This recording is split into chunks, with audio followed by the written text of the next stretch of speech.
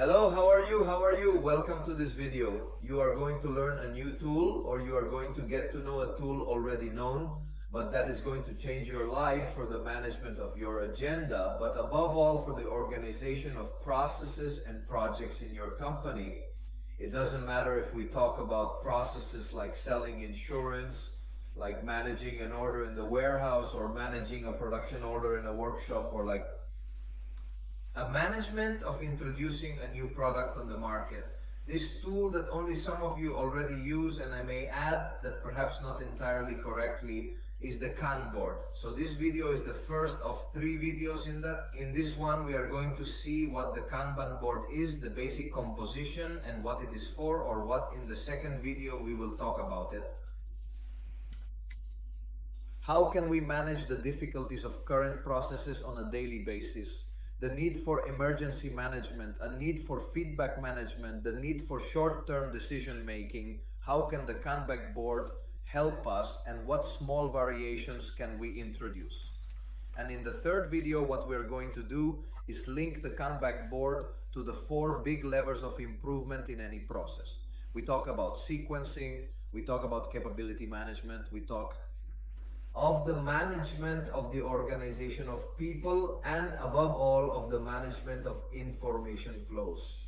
With that said, we have already begun to explain to you what a Kanban board is. Kanban board, basically it is a tool for visualizing a flow state of a process. This is what you see here with columns that tell us the phases in which that a task is being developed.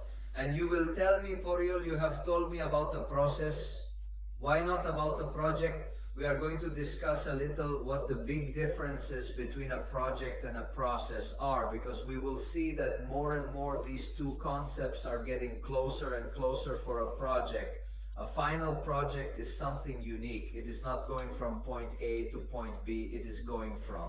It's something that has to be done on purpose.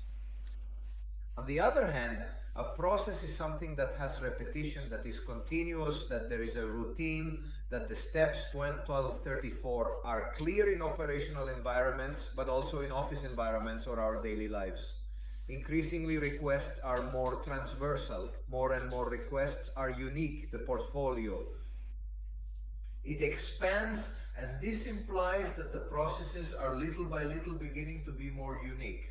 It is much more difficult for processes in certain scenarios, in certain contexts, to be repetitive one after another. Therefore, the processes are being projected. I am convinced that in this video, you meet a project manager who develops Kanban boards for long-term project management. This video is not for this. This video is how we manage continuous processes in our companies that are being projected and that are making our tasks more difficult every day. Let me explain. Preparation of an e-commerce order that is unique compared to the previous one. Manufacturing of a single production, a single order for a client that sometimes goes towards some processes and goes towards some machines and sometimes goes to others. The sale of insurance that I told you before. The sale of insurance is a repetitive process, yes. But each individual's requests are unique, and what is being offered is unique. So it's more and more difficult to find processes that are Jack's, Knight, or King.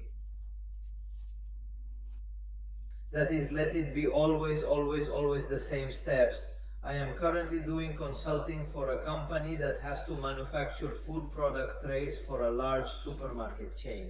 But each tray, although the process is the same because you have to put ingredients in different parts of the tray, each tray is different and is a playful product, and this is what makes it special. And for that we need some tool that helps us organize ourselves, helps us know where we are, where the other operators are, and above all, what has to be done at all times. We are going to use a tool that exists, the Kanban board, to achieve this. So we return to the Kanban board theory. In the end, it has to have essential components, which is an initial column that we are going to call backlog column or pending column, where here what is done is listed. All pending work is listed. Surely from the format that you are used to, you will have seen as a post-it type format. but this can be a post-it type format, it can be a post-it type format, or it can be a production order type format. It doesn't have to be a column, it can be a locker with production orders. So it's very important that you have a pre-established order. The usual thing about the Kanban board is that it goes from bottom to top. That is, the newest one is the one that goes up. Of the oldest are put underneath. Okay, if you go deep into these types of boards, you will know that there are different types of tasks. There are types of tasks with a fixed date that then they can jump. There are different types of tasks with different colors or with different types of duration department function. But let's now imagine that they are simply standard tasks, that we organize them by the FIFO first out method. That is, the first one that enters is the first one that has to leave. Why is this important? To avoid procrastination within teams, because we all have tasks we don't like. The example of a warehouse, I have seen 1001 warehouses. The order that must be prepared depending on the operator who finds it. Oops, I don't like this order. This order weighed on making the newbie do it, no. And they do it, he moves back, no. This is to avoid this. The one who touches, touches. And thus we avoid procrastinating certain types of tasks in our organization. I insist that in warehouses and workshops you can see him as a cashier where order. Instead of being like this, it would be a locker more or less like this, where the production order or the order that needs to be prepared is the first one that you find and the others are added from behind. Okay, once we have that, we also have to define, and that is the very important part, the phases of the projected process. That is, what phases must exist. What is the difficulty when we project processes more and more? It is more difficult to standardize, therefore the phases are going to cost us a lot to define them, initially to define these phases. What I advise you is to look for where the deliverables are. When there are very clear deliverables, that is where we have to cut the phases. Sometimes there are companies that make the mistake of doing a lot of micromanagement and then putting infinite phases, like 10, 15 phases on this board. My advice is that you don't do it, that you simplify, that you group. Let me explain.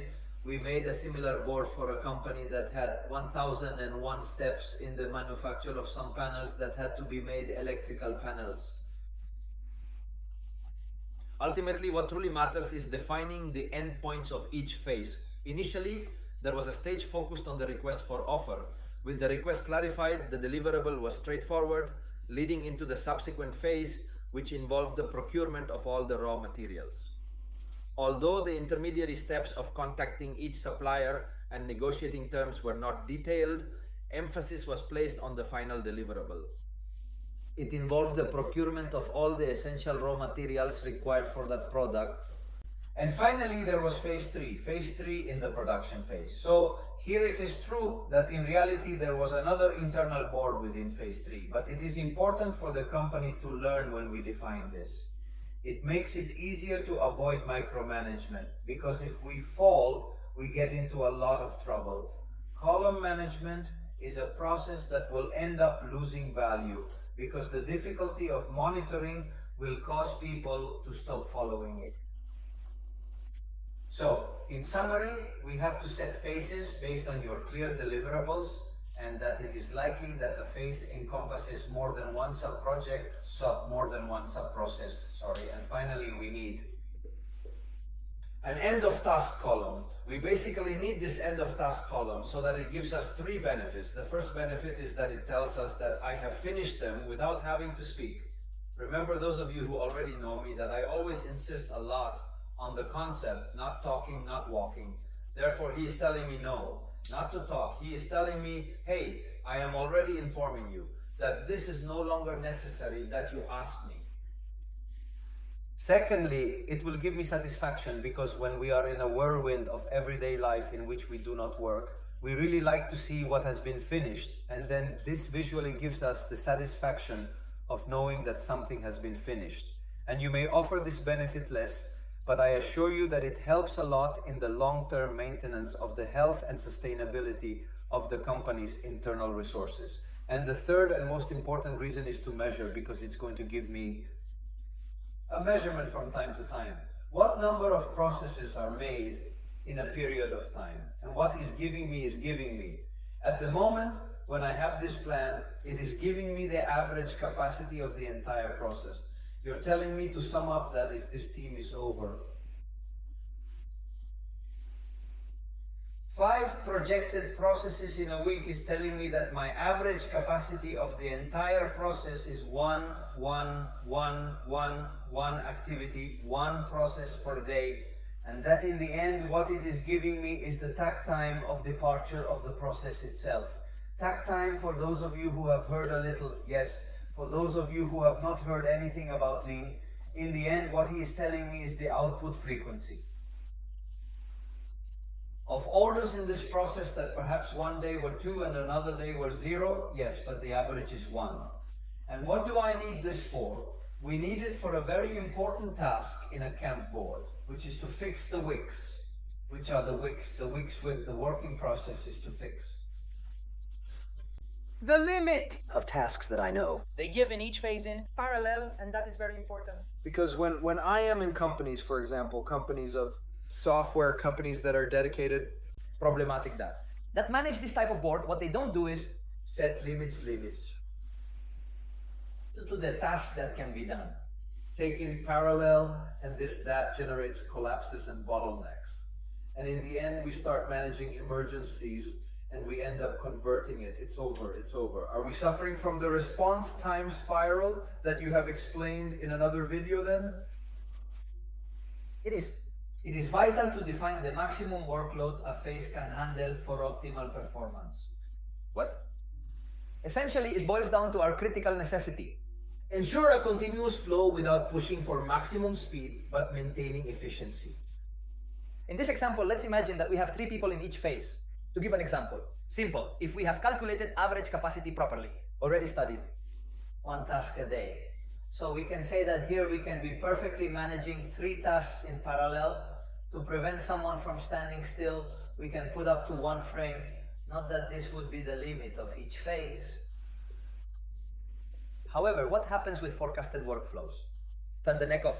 Bottle is not always fixed but rather moves, so is it important to fix this? because we are going to introduce another concept, which is the versatility of personnel between phases. But before getting to versatility, Initially, we must clearly define and implement a we. What does it mean to limit the week that if we already have 4 tasks here, we cannot put a new one until 1 moves here, until there are 3 agreed, and it is the way not to saturate one of the phases and for the other phases. Another key element of these Kanban boards is the pull flow.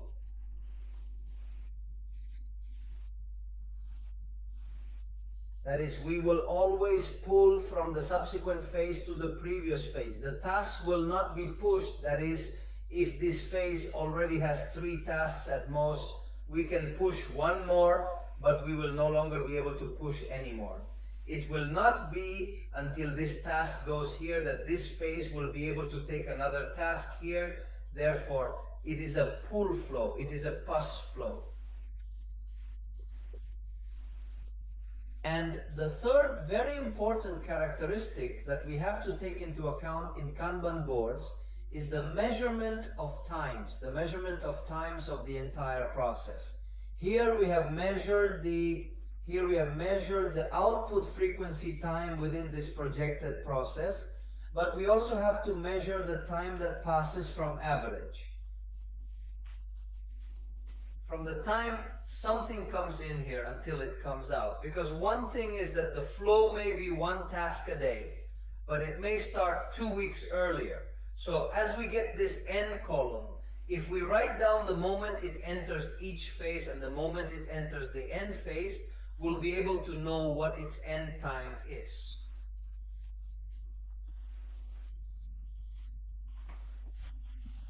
And why is cycle time important? Cycle time is important because I am able to respond with an average.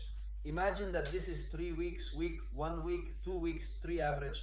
I am capable of intervening, of being able to manage with my team. If anyone asks me how long it's going to take you to manufacture this, If I don't intervene and put it here as a priority, I know that on average it will take me 3 weeks without having to condition that each of the bases put it as a priority, then it is already giving me an approximate time. And if apart from measuring the cycle time, we also ask from the time the card enters here until it leaves, this would be the famous big time.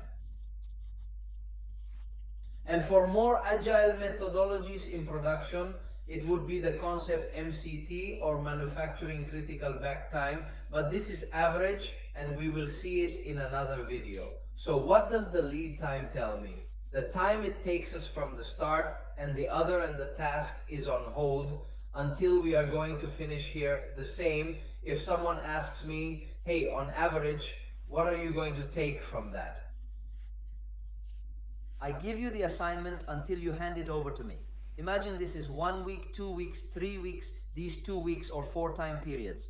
I am able to respond to 4 time periods without having to influence and manipulate each of the phases or interact with my workers to get this done, because in the end this is what it is about.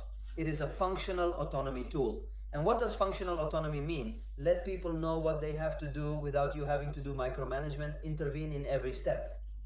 Neither condition emergencies nor change priorities. We are going to try to make the decisions flow and go alone. We create a framework to make that work. Finally, the last important point of the Kanban board is the assignment of responsible personnel in each phase. Because, for example, we have to assign personnel to each phase, and this is the specialist personnel of each phase. And then we have to assign them secondary tasks. That is, hey, Mr. Responsible for phase 3, when you have nothing to do, because you can't pull, because you are not receiving finished cards from the previous phase, well, your secondary task is to go unlock the bottleneck of phase 2, or Mr. of phase 2. When you find that you can't push, you are going to unlock the bottleneck of phase 3.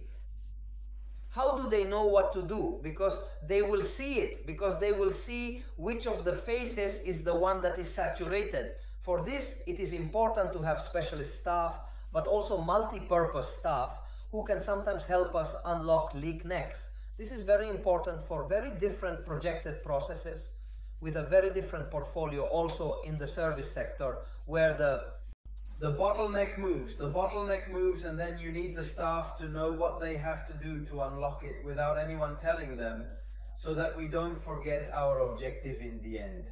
What is this card that starts here and goes through all the phases? It is pass, have the cycle time as short as possible, because in the end, saving these cycle times for both execution and coordination, as the company is going to save money. So, Kanban board, we are going to review the key elements: pending column, end column, column of aggregated and simplified phases, assignment of tasks of the person responsible for each phase, assignment of polyvalences, assignment of working process or of maximum jobs in each phase to visually identify the bottleneck. Time measurement, output averages, time measurement, and indutal letter measurement. This is giving information to the team on a day-to-day basis, but it is giving information to management about when it takes in ideal scenarios to move a prioritized process forward. Well, nothing. I hope this explanation has helped you understand how a Canva Tableau is not only useful for projects but also for projected processes, and how it can help you visualize and control endings. The main part is control, to control what the day-to-day life of the company is in a very clear way, and above all, to share information. If you enjoyed watching this video, make sure to hit the like button, subscribe to the channel, and activate bell notifications to view the additional 2 videos connected to this one.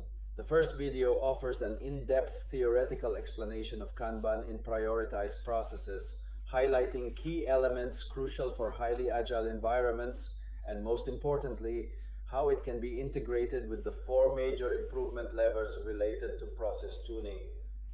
the visualization of information flow, capabilities, and the organization of personnel until the subsequent phase,